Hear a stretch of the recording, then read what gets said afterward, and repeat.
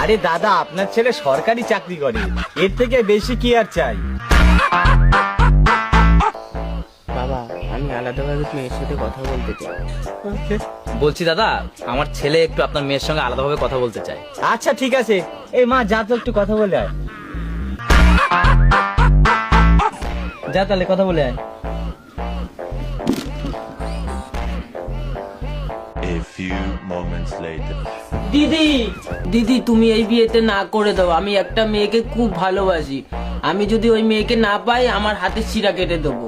আরে ঠিক আছে ঠিক আছে, তুমি পা ছাড়ো, আমি বাইরে গিয়ে সবাইকে না বলে দিচ্ছি। বাবা, মেয়ে বলছে আমার পছন্দ না। না বাবা, আমি ওই ছেলেকেই বিয়ে করব। ওই ছেলেকে যদি বিয়ে না করতে পারি, তাহলে আমি আমার হাতে শিরা কেটে ফেলবো।